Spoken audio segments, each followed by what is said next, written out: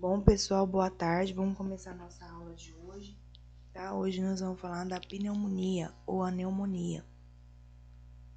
Então, o que é a pneumonia? É uma infecção aguda do parênquima pulmonar causada geralmente por vírus ou bactérias, tá?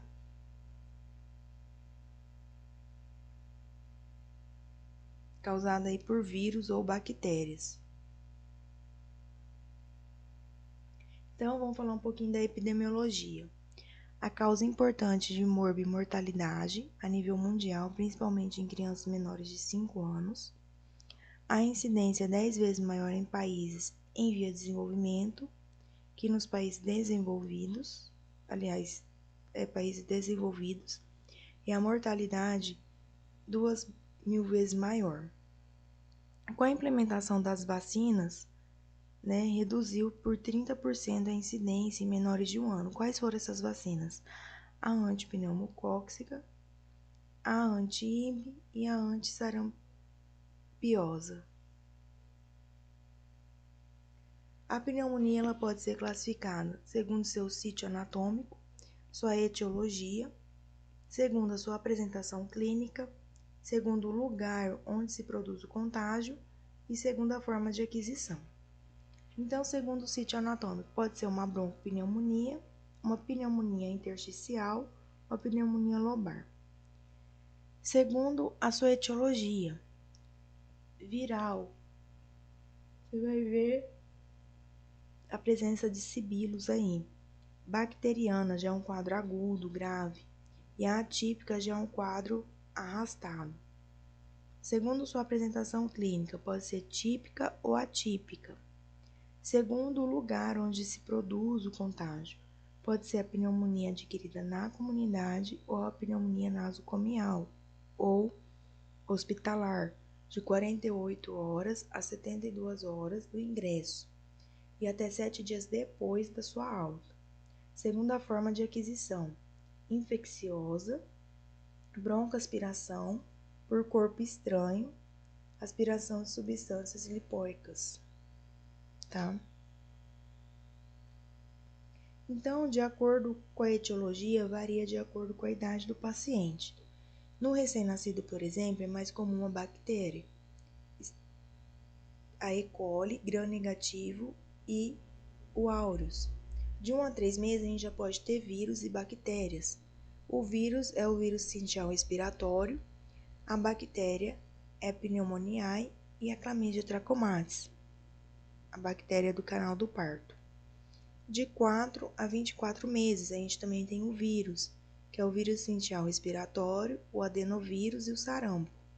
Na bactéria, a gente tem a pneumoniae e influenza. Os pré-escolares de 2 a 5 anos, a gente tem o vírus, a influenza, e a bactéria, pneumoniae, influenza e Mycoplasma pneumoniae. Na fase escolar, de 6 a 15 anos, o vírus mais frequente é a influenza, a bactéria pneumoniae e Mycoplasma pneumoniae. Então, vamos falar um pouquinho na etiologia, etiopatogenia, Então, na pneumonia viral, ela se deve ao quê? Uma disseminação da infecção das vias respiratórias. Com isso, vai levar a uma lesão direta do epitélio respiratório. Vai ter uma obstrução pela tumefação, vai ter infecções virais que predispõem a sobreinfecção bacteriana secundária. Desculpa, pessoal.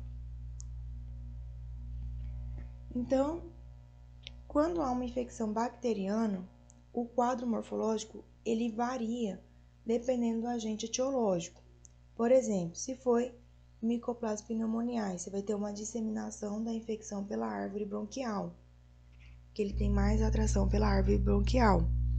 Pneumoniae, afetação lobar. O Streptococcus grupo A, uma infecção mais difusa, com a pneumonia intersticial. O áureo, você vai ter uma broncopneumonia confluente, pode ser unilateral. Você vai ter uma pneumatocele, um empiema, pus, presença de pus, fístula broncopulmonar aí. Então, vamos falar da pneumonia bacteriana, né? O quadro clínico dela é uma instalação aguda, vai ter febre alta, vai ter taquipneia, a tosse ela é seca, mas ela volve produtiva, vai ter dor torácica de tanto tossir aí, aumento do trabalho respiratório. Então, tem um quadro inicial, que é o prodrômicos catarrais, que vai durar de 2 a 3 dias, que é a tosse discreta. Depois vai evoluir com a febre alta e uma tosse mais intensa. E ataque pneumonia, né? Os sinais de gravidade vai ter tiragem subcostal, aleteio nasal ou batimento de asa de nariz, o gemido audível, cianose e a fadiga. Na tiragem subcostal, ele é um marcador importante porque diminui a complacência pulmonar. A tiragem, ela surge sempre que o diafragma tem que realizar uma contração muito vigorosa, tracionando seus pontos de inserção nos arcos costais. Então, para que essa tiragem seja considerada um sinal de gravidade, é necessário que ela seja mantida a cada inspiração e a gente vai observar a retração do tórax da criança. No aleteio nasal ou batimento da asa nasal, você vai ter o quê? Uma dilatação da narina a cada inspiração. Essa dilatação, ela tem como objetivo fazer o quê? Diminuir a resistência do fluxo aéreo, assim vai diminuir o trabalho respiratório. No gemido, né? Na gemência aí, é o som que vai surgir quando você vai ter uma expiração que ocorre através da glote parcialmente fechada. A criança tem o gemido quando ela está tentando aumentar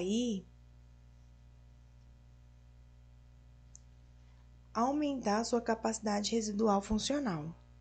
A cianose já vai ser em criança com infecção respiratória aguda e que está taquipneica e cianótica, que já significa uma pneumonia muito grave. Então, na pneumonia grave, na criança, a gente vai ter o quê? Uma taquipneia mais a tiragem subcostal. Na pneumonia muito grave, a gente tem uma taquipneia mais cianose. O diagnóstico, ele é clínico, tá? Clínico. Mas no exame físico, na auscultação, a gente vai ver o quê? Crepitância, sibilância, murmúrio vesicular vai estar diminuído, um sopro tubárico, tá? No laboratório, você vai pedir hemograma, PCR, gasometria, cultivo, sorologia viral, né? Quando estiver em época de epidemia. E a radiografia, ela não é obrigatória, tá? Mas ela auxilia no diagnóstico. Por quê? Porque se for uma pneumonia viral, você vai ver uma hiperinsuflação, um infiltrado difuso. Se for bacteriano, você vai ver uma opacidade lobar, uma consolidação aí.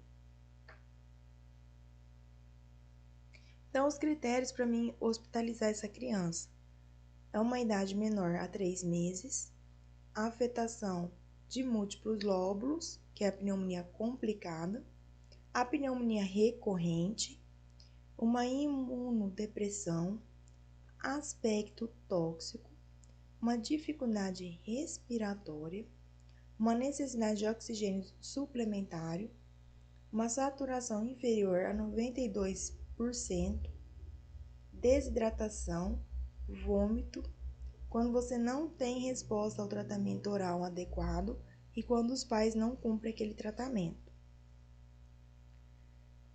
Qual vai ser o tratamento hospitalar? O tratamento hospitalar, a gente tem 2 tipos de tratamento, o hospitalar e o para casa. O hospitalar, você vai colocar a posição semi-sentada, com o pescoço em extensão. Você vai oferecer oxigênio, segundo a necessidade dessa criança. O tratamento é penicilina cristalínica ou ceftriaxona. certo? Muito grave, se a criança estiver muito grave, você vai fazer o quê? Uma ceftaxima mais oxacilina. Você vai oferecer nebulização com corticoide e tapotagem, dependendo do caso. No tratamento para casa, você vai falar para a mãe uma dieta leve, né, liviana, ingerir bastante líquido. O tratamento por via oral de escolha é amoxicilina por 10 dias. Você vai fazer nebulização corticoide, você não, né, a mãe. Você vai fazer um controle de 48 a 72 horas. Se não tiver melhora dessa criança, você tem que internar, porque senão ela pode piorar, tá? Aqui, segundo o Ministério de Saúde do Paraguai, o tratamento de acordo com a idade, a gente tem a primeira opção e a segunda opção, certo? Depois vocês dão uma olhada aí nesse quadro, ó. Tem todas as idades falando da primeira opção e a segunda opção. Então, o que é uma pneumonia recorrente? São 2 ou mais episódios em um único ano. 3 ou mais episódios em qualquer momento, com resolução radiográfica entre os episódios, tá? Então, aqui é um quadro de acordo com os achados, né?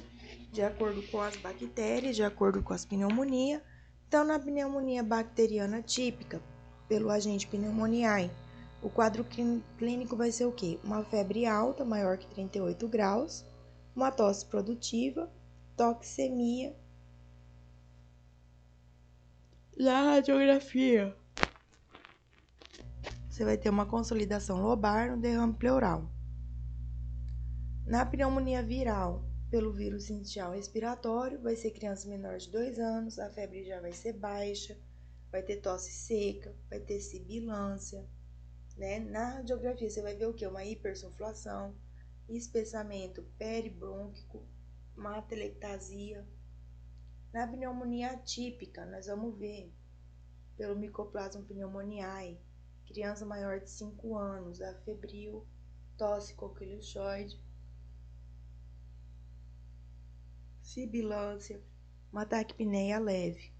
No raio-x você vai ver o que? Espessamento peribrônquico, opacidade intersticiais e atelectasia. Na pneumonia febril do lactente, pela clamídia trachomatis, né? Pelo canal do parto. A criança menor de 3 meses, afebril, vai ter conjuntivite, tosse seca persistente, história de parto normal em mãe com corrimento. No radiográfico, você vai ver uma hipersuflação, opacidade periiliar, intersticial e atelectasia, tá? Aí é um resuminho para vocês de tudo aquilo.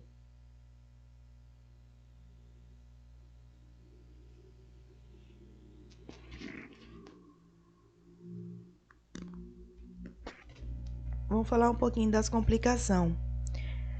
A complicação mais comum é o derrame pleural, tá?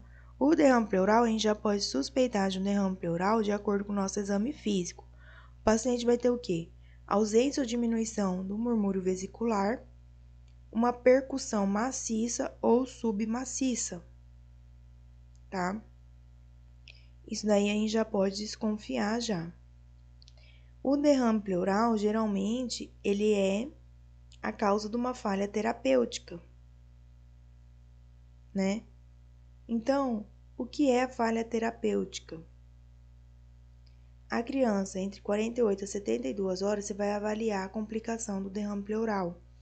A falha terapêutica é aquele paciente que não aderiu ao tratamento, que a doença não era bacteriana, mas sim viral, e que tem uma resistência bacteriana.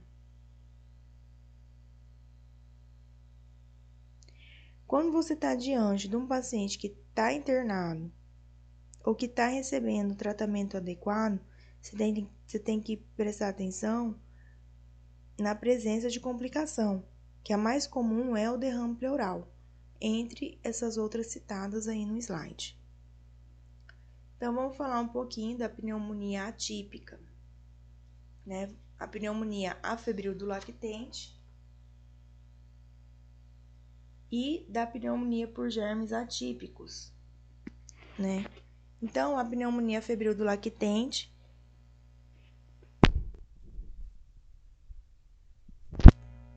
ela aparece nos 3 primeiros meses de vida, né? No momento do nascimento, de 1 a 3 meses, mais ou menos. A etiologia dela é pela Chlamydia trachomatis. Por quê? Porque a clamídia está no canal de parto, né? Principalmente aquele paciente de parto vaginal, né? Que a clamídia, ela coloniza a criança em 2 pontos principais, que é na conjuntiva e na nasofaríngea. A partir daí que a gente vai ter essas manifestações clínicas, né? Então, o quadro clínico é de início insidioso a febril, vai ter uma tosse intensa e conjuntivite. No hemograma, você vai ter uma eosinofilia. No raio-x, você vai ter um infiltrado intersticial. E não vai ter padrão de consolidação, como a gente encontra nas pneumonias bacterianas, né? Aí já vai ter uma infiltração intersticial ou uma hiperinsuflação. O tratamento é com macrólidos, que é a eritromicina, claritromicina e azitromicina. Lembrar que a eritromicina, ela está tipicamente associada ao maior risco de desenvolvimento de estenose hipertrófica do pílori, tá? Lembrar disso. E lembrar também que na pneumonia febril do lactente, a gente tem que fazer diagnóstico diferencial com a coqueluche, tá? Por quê? A coqueluche, ela tem 3 fases, a fase catarral, a fase paroxística, né, que é os acessos de tosse, tipicamente seguido pela emissão de um guincho, e a fase de convalescência, dá também menores de 3 meses, essa criança vai ter tosse, mais apneia, mais cianose, né, e ela pode convulsionar. A gente vai ver uma linfocitose nessa criança. O tratamento de primeira escolha é a azitromicina, segundo, a claritromicina, né? Antigamente era eritromicina, mas daí mudou isso, tá? Então, vamos falar agora da pneumonia por germes atípicos. Ele é comum em crianças maiores de 5 anos, né? Mais de 5 anos de vida. É causada pelo Mycoplasma pneumoniae, Chlamydophila pneumoniae também, tá? O quadro clínico, ele é de início insidioso a febril, ele é de início gradual, a doença ela é mais arrastada, vai ter uma tosse intensa, alterações sistêmicas, ronquidão, mialgia, cefaleia e meningite bolhosa. O tratamento é com eritromicina e azitromicina.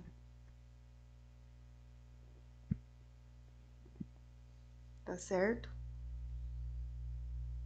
Então, vamos falar um pouquinho do derrame pleural, né? Que o derrame pleural é a causa mais comum aí de complicação na pneumonia, que ela é o acúmulo de líquido no espaço pleural. Ele pode ser por transudato ou exudato. Quando ele é por transudato, ele é um derrame inflamatório. Quando é pelo exudato, ele é um derrame não inflamatório. Pode estar associada à pneumonia pelo pneumoniae, o aureus e o streptococcus do grupo A. A gente tem que fazer a diferenciação do critério de Lye, quando é um exudato e um transudato. Então, vamos falar do transudato. As proteínas no transudato são inferiores à metade do valor achado no soro, né? Classicamente, menos de 3 gramas por decilitro. A glicose está normal, o HDL está aumentado, vai ter um reconto aí de leucócito abaixo de 1000 e o colesterol está diminuído. No exudato, a proteína tá normal, a glicose vai estar diminuída, o LDH vai estar aumentado, vai ter um aumento dos leucocitócitos, né? E o colesterol também vai estar aumentado. Então, quais são as manifestações clínicas nessa criança? Ela vai ter uns sintomas iniciais de pneumonia, mas vai ter uma febre persistente, uma dificuldade respiratória e um empeoramento dos seus sintomas. O tratamento. A gente vai manter o esquema de antibiótico, só se não melhora ou se tiver falha terapêutica, que a gente vai fazer ceftaxima mais oxacilina, tá? Também vai fazer uma toracocentese, tá? Drenagem pleural, se o raio-x de tórax lateral vir coleção de mais de 10 mililitros de espessor, todo com empiema, com pus, presença de pus, e uma toracoscopia. Então, pessoal, vai ser assim. Você tem o derrame pleural, a indicação é toracocentese. Se tiver derrame inflamatório, o tratamento é penicilina cristalínica.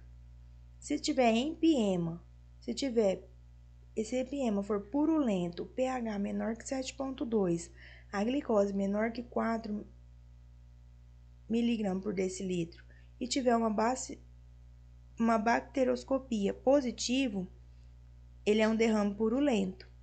Daí você indica a drenagem e o tratamento é a penicilina cristalínica também, tá? E quando você vai indicar para retirar esse tubo de drenagem, né? No derrame pleural, a drenagem tem que estar inferior a 1,5 ml quilo-peso dia ou menor a 3 ml dia. O pneumotórax, ele vai ter uma melhora radiográfica.